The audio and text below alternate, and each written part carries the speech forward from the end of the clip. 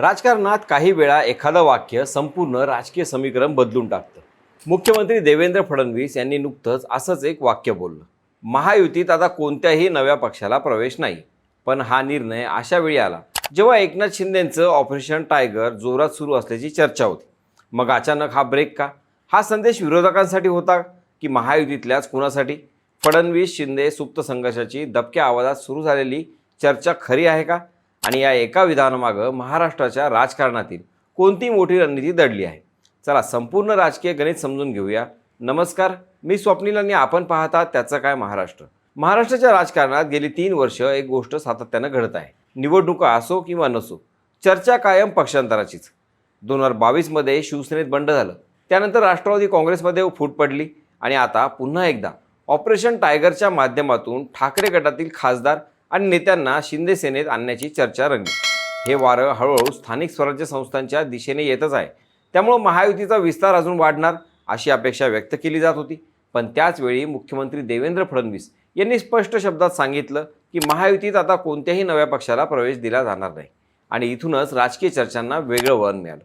कारण या विधानाचा अर्थ फक्त नवे मित्रपक्ष नकोत एवढाच नाही, तर हा संदेश महायुतीच्या आतल्या राजकारणालाही असल्याचं अनेक जण सांगतायत. गेल्या काही दिवसात ऑपरेशन टायगरमुळं एकनाथ शिंदे यांचं नाव सतत चर्चेत होतं. ठाकरे गटातील 6 खासदार आणि काही नेते शिंदे सेनेत आल्यानं लोकसभेत शिंदे गटाचं संख्याबळ वाढलं. दिल्लीच्या राजकारणातही त्यांचं महत्त्व वाढल्याची चर्चा सुरू झाली. अशावेळी फडणवीस यांचं नो एंट्री विधान केवळ योगायोग मानायचं का? हा प्रश्न निर्माण होणं स्वाभाविक आहे. राजकारणात प्रत्येक निर्णयामागं निव्वळ एक कारण नसतं, त्यामागं अनेक स्तरावर गणितं असतात. भाजपचं आज महाराष्ट्रात सर्वाधिक आमदारांचं संख्याबळ आहे. त्यामुळे आता पक्षाला नवीन नेत्यांची तितकी गरज उरलेली नाही. उलट बाहेरून आलेल्या नेत्यांना मोठी पदं द्यावी लागतात आणि त्याचा परिणाम जुन्या कार्यकर्त्यांच्या नाराजीवर होतो. गेल्या काही वर्षात भाजपमध्ये अनेक पक्षातील नेते आले, त्यामुळं अनेक ठिकाणी जुन्या आणि नव्या नेतृत्वामागे संघर्षही निर्माण झाला. त्यामुळे आता पक्ष विस्तारापेक्षा पक्ष मजबूत ठेवण्यावर जास्त भर दिला जात असल्याचं चित्र आहे. मात्र या निर्णयामागं केवळ संघटनात्मक कारणं आहेत का, की त्यामागे महायुतीतील अंतर्गत असंतुलनही आहे? हा प्रश्न तितकाच महत्त्वाचा आहे. कारण ऑपरेशन टायगरनंतर शिंदे गटाची ताकद वाढत आहे. लोकसभेत त्यांच्याकडे खासदारांची संख्या वाढली आहे. याचा अर्थ दिल्लीतील MDAमध्ये त्यांचं वजन वाढतं आणि जेव्हा एखाद्या मित्रपक्षाचं वजन वाढतं तेव्हा मुख्य पक्षालाही त्याची राजकीय नोंद घ्यावी लागते. याच कारणामुळं काही विश्लेषक फडणवीस आणि शिंदे यांच्यात सुप्त संघर्ष असल्याची शक्यता व्यक्त करतात. हा संघर्ष उघडपणे दिसत नसला तरी राजकीय निर्णयामधून त्याचे संकेत मिळत असल्याचं म्हटलं जातं. अर्थात याबाबत कोणताही अधिकृत पुरावा नाही, पण राजकारणात अनेकदा निर्णय शब्दांपेक्षा जास्त बोलके असतात. या सगळ्यात आणखी एक चर्चेचा मुद्दा होता, तो म्हणजे शरद पवार यांच्या राष्ट्रवादी काँग्रेसबाबत. काही दिवसांपासून राष्ट्रवादीचा एक गट भविष्यात NDAमध्ये सहभागी होऊ शकतो अशा चर्चा सुरू होत्या. काही बैठका झाल्याच्याही बातम्या समोर आल्या. पण फडणवीस यांनी स्पष्टपणे या सर्व चर्चा फेटाळून लावल्या. त्यामागे एक राजकीय कारण दिसतं. कारण महायुतीमध्ये आधीच भाजप, शिंदेसेना आणि अजित पवारांचा गट असे 3 मोठे घटक आहेत. त्यात आणखी एक मोठा पक्ष आला तर सत्तेतील समतोल बिघडू शकतो. जागा वाटपापासून मंत्रिपदापर्यंत प्रत्येक प्रश्न अधिक गुंतागुंतीचा होईल. भाजपसाठी आणखी एक महत्त्वाचा मुद्दा म्हणजे दिल्लीचं राजकारण. संसदेत अनेक घटनादुरुस्ती मंजूर करण्यासाठी NDAला अधिक संख्याबळाची गरज आहे. अशा परिस्थितीत जास्त खासदार असलेले मित्रपक्ष भाजपसाठी महत्त्वाचे ठरतात. ऑपरेशन टायगरनंतर शिंदे गटाचे खासदार वाढले म्हणजे NDAमध्ये त्यांचं महत्त्वही वाढलं. त्यामुळं काही राजकीय विश्लेषकांच्या मते शिंदे स्वतःचं राजकीय वजन दिल्लीपर्यंत पोहोचवण्याचा प्रयत्न करत आहेत. भविष्यातील वाटाघाटीमुळे त्याचा फायदा होऊ शकतो. दुसरीकडे महाराष्ट्रात मात्र भाजपला वेगळं संतुलन राखावं लागत आहे. कारण आज महायुतीतील 3ही पक्षांचे कार्यकर्ते अनेक ठिकाणी स्थानिक पातळीवर एकमेकांच्या विरोधात काम करत आले आहेत. ठाणे, पुणे, सातारा आणि इतर जिल्ह्यांमध्ये कार्यकर्त्यांमध्ये मतभेद असल्याच्या बातम्या वेळोवेळी समोर आल्या. अशा परिस्थितीत आणखी नवीन पक्ष किंवा मोठे नेते महायुतीत आले तर अंतर्गत स्पर्धा वाढण्याची शक्यता नाकारता येत नाही.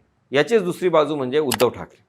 ऑपरेशन टायगरमुळे त्यांच्या पक्षाला धक्का बसला असला तरी त्यातून एक वेगळी राजकीय परिस्थिती तयार होत आहे.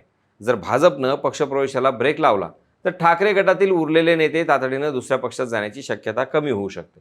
त्यामुळे फडणवीस यांच्या या भूमिकेचा अप्रत्यक्ष फायदा ठाकरे गटालाही होऊ शकतो, अशी चर्चा राजकीय वर्तुळात आहे.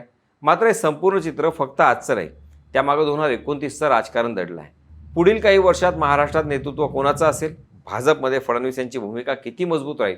शिंदे स्वतःचं स्वतंत्र राजकीय अस्तित्व मोठं करू शकतील का? आणि दिल्लीतील नेतृत्व कोणावर अधिक विश्वास ठेवेल? हे प्रश्न आज तयार होत नाहीत.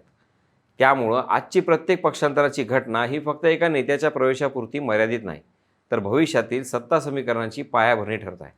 म्हणूनच फडणवीस यांनी महायुतीत नो एंट्री असं म्हटलं तरी राजकारणात दरवाजे पूर्णपणे बंद झाले असं म्हणता येणार नाही.